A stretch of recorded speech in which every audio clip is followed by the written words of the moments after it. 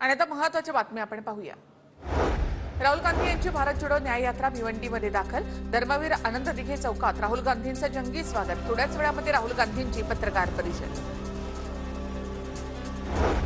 जालना महाराष्ट्र काँग्रेस कमिटीचे सरचिटणीस आणि प्रवक्ते डॉक्टर संजय लाखे पाटील यांचा ठाकरे गटामध्ये पक्षप्रवेश। उद्धव ठाकरेंच्या उपस्थितीमध्ये मातोश्रीवर जाहीर प्रवेश केला।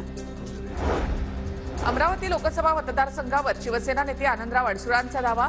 अमरावतीमधून अडसुळांना निवडून आणणारच, शिवसैनिकांकडून बॅनरबाजी।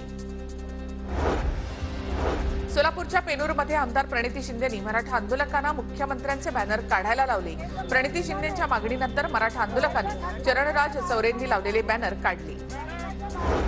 सासवडमधील अजित पवारांच्या सभेआधी जोरदार बॅनर वॉर। अजित पवारांच्या सभास्थळावर विजय शिवतारे यांचे बॅनर। फिक्स खासदार 2024, बापूंना आपलं एक मत असा बॅनरवर उल्लेख। ग्रामविकास मंत्री गिरीश महाजन यांनी सोलापुरातील ग्रामदैवत सिद्धरामेश्वराचं दर्शन घेतलं। आगामी लोकसभेच्या पार्श्वभूमीवर सोलापूरमध्ये गिरीश महाजन घेत आहेत भाजप कार्यकर्त्यांचा मेळावा। केंद्रीय रेल्वे राज्यमंत्री रावसाहेब दानवे साई दरबारी।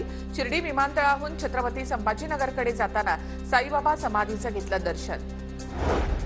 पंढरपूरच्या विठ्ठल मंदिराच्या गाभाऱ्याच्या दुरुस्तीसाठी चांदी काढण्यास सुरुवात। आजपासून दिवसातून 5 तास मुखदर्शन सुरू।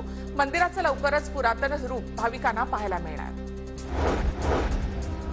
बीडच्या माजलगावमध्ये तालुक्यातील केसापुरीमधील केशवराज मंदिराचा कायापालट होणार।